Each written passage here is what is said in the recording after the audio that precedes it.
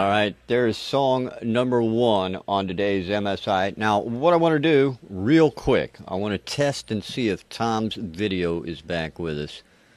And I'll be darned it's not. I really have no idea what's going on with that. Tom, you hang tight, man. We're going to go to Ian for his thoughts on song number one first. So, Ian, what do you think of track number one? Loved it. What a great start to the show. I mean, there are some issues with this from my point of view, but I mean, overall, this is a great song. It's reminiscent of bands like Live, Seven Mary 3. Someone said Rob Thomas in the chat room. I had Matchbox 20 written down, who Rob Thomas sang with. Vocal was strong. I had one issue with the vocal. When he came in, it was almost country. The vocal was almost country. And then in the second verse, he kicked it up a gear and he had that more of a growl in his voice, and it was harder and more solid. And I personally would have liked to hear the first verse exactly like that, sitting in the mix. It wasn't what I expected. The intro, which I felt was a little bit too long, I would have brought the vocal in sooner. But otherwise, the intro was great. The bass sound and the bass groove was awesome. The way the drums sounded and locked in with the bass was excellent. That guitar riff that played over the top of the bass lick, that was working really nice. I felt the harmonies were a bit lost. Didn't quite. I would have mixed them tighter with the lead vocal. And also, a common thing that we find on MSI, the vocals dropped out on the chorus. They needed a bit of riding in there on the mix just to bring them up and out of that mix. So when big guitars and that kick in, which all sounded great. The vocals just were slightly buried, and again, I want to hear what the guy's saying. The lyrics sounded good, the melody was hooky. I didn't like the mid-late. The mid-late, before that vocal came in, it was just holding on that ding, ding, ding, ding, ding, ding, ding. It was just like, and this is going where exactly? And then it went into that sort of vocal part, and that was kind of cool. So I would have halved that mid-late, taken out the instrumental bit to start with, and just gone straight into the vocal. Yeah, otherwise I loved it. Strong dynamics, strong riffs, strong vocals, strong groove. Overall, a very, very strong song. All right, well, I appreciate that, Ian. Thank you very much for your thoughts on that. Now, I am working on Tom's video, but we're going to go to him anyway and find out what he thought. You can look at my lovely mug while Tom tells us. Tom, what do you think of track number two? I disagree with everything that Ian said. Wow, that's a first. Not really. Why'd you disagree? What do you think? What do you say? And I particularly don't like the question mark where he should be. I know. I love it. I'm working very hard on getting you fixed up here, Tom. So tell us what you thought. Right. Tell us what you thought. Well, seriously, since you can't see me, I'm doing this interview and review naked. That's why you're not showing me. Bad dreams. Bad dream, yeah, bad image. I tend to agree with Ian, actually. The intro was a little bit too long. The sounds were there. I didn't think the song was hooky enough. That piano, dun, dun, dun, dun, dun, dun, it was a little redundant. And the middle eight, yeah, threw me. The vocal overall didn't have enough presence for me. I couldn't hear the man's performance. And as far as backgrounds, they were totally lost on me. Overall, it's a good sounding track. It's mixed well enough. It's a very excellent demo. It needs to be mastered or remixed with everything the same, and nudge that vocal up. There's ways you can put the vocal, whether you can set it in the mix, like this vocal was set in the mix, but there wasn't enough presence to it. Or you can put it above the mix, where it sounds like it's riding on top of the music. This was like all in line with the music. It was overall the mix was a little too deep for me.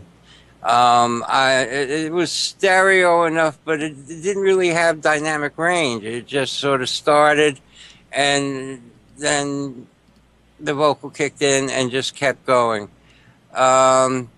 I think it would do well to be remixed mastered, and a little bit more interesting, little middle eight, and it would be a much stronger song.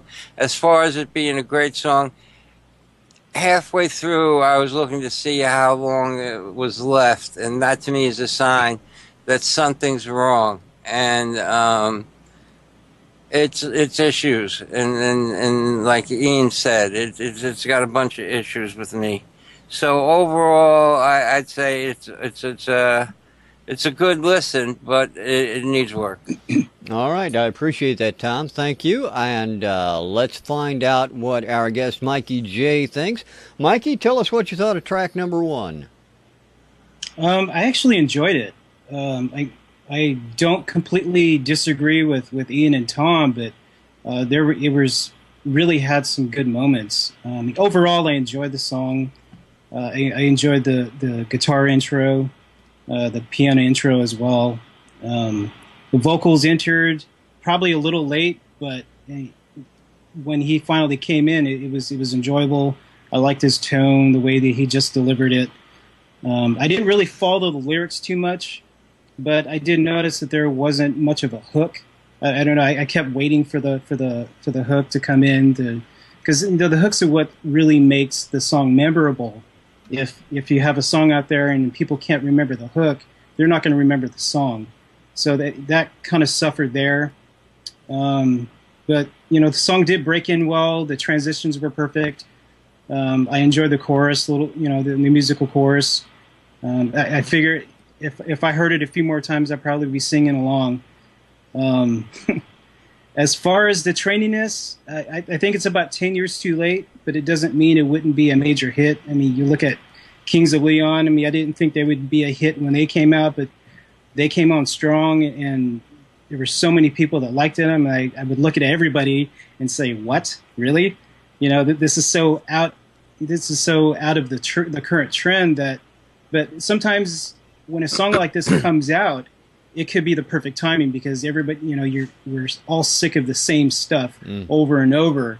That when a song like this comes out, it may just grasp, the audience attention and be perfect at the time. I mean, like when Kings of Leon came out, I mean, they were almost immediately a top 10 hit on the charts. Now, would this song be a number 1? Probably not, but it's hooking. It needs a little bit more hook. There is some dynamics that needs to be worked on as far as the mastering, but overall, it was an enjoyable song. All right. Well, I appreciate that. Thank you very much. And I want to take a couple of seconds to introduce the artist to you and let you know who that was. Song number 1 was Class Action Satisfaction. That's from a group called Kid Felix. Kid Felix with Class Action Satisfaction. We appreciate their sending that in to the MSI labs. So, gentlemen, you now have the task, as we lay towards you every week, to decide on a song of the week. So without further ado, I'm going to toss it over to you 3 and let you battle it out. I don't think there's much of a battle. You see, I'm in the quandary between 1 and 2. Although 2 is stripped bare to the bone and that acoustic sound is just a tad too harsh, the performance and I think the song, will stand up to their own when that's done properly. I mean, number 1 is done very, very well, but it also has its issues in its own right. Okay. Anybody else have thoughts or want to make a selection? Mikey? Yeah, definitely. Yeah. Go ahead. Oh, definitely Class Action Satisfaction. I mean, that was my favorite. The show started off with a bang with that song, and just kind of went downhill for me from there.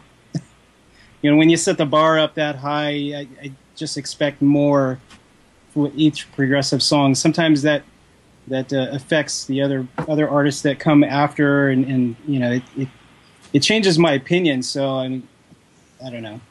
I would have to revisit these other songs and re-listen to them again to kind of look at it from a fresh perspective. But that first song was the best one. I think it is really a tough toss between 1 and 2. And I have to say, as far as songs go, what sells a song is a vocal performance or a good vocal. And for that, the vocal on number one was lost in and out. It needed backgrounds. And even though number two is lacking in production, I told you it had a certain charm to it. I could, just for the vocal performance alone, I could... not performance, the singer. I think she could have done a little bit more with the performance, but I just love the voice, so I have to say number two.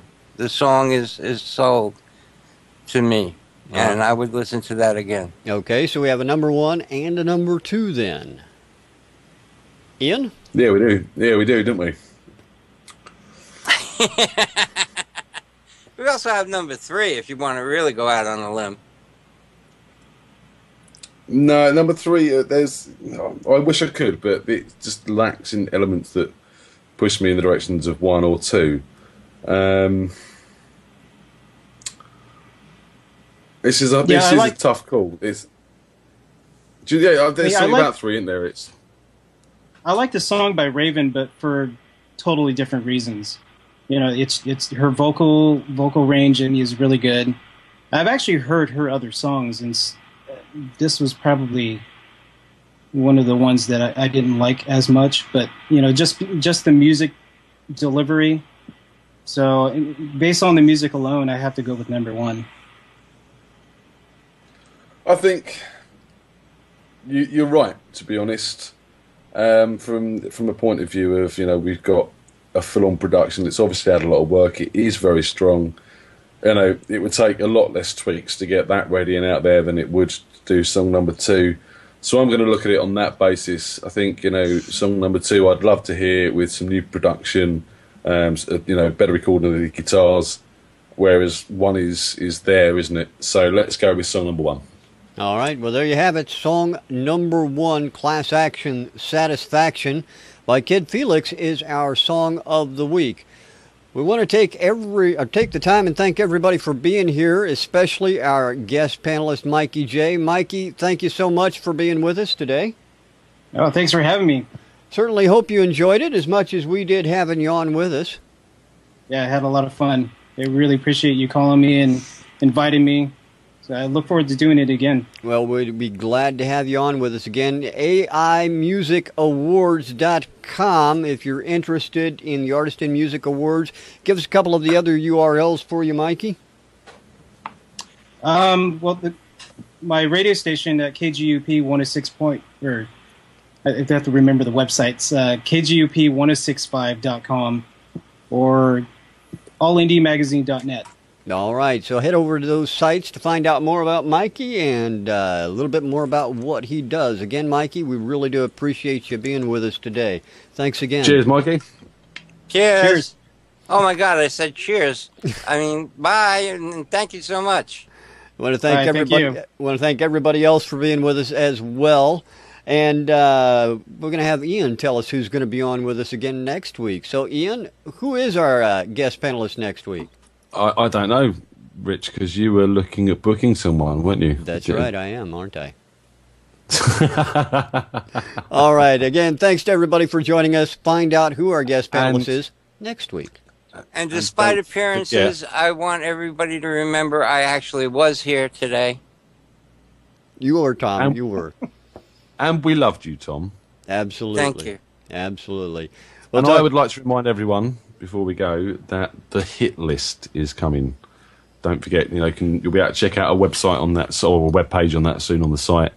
But we've got actual prizes to give away on a Wednesday show in connection with Live to Play Network, Butterflies Radio, and the Indie Music Bus, who's in the chat. So look out for that coming. It's going to be good. Absolutely will be great. Again, thanks for being here. We'll talk to you again next time on Music Scene Investigation.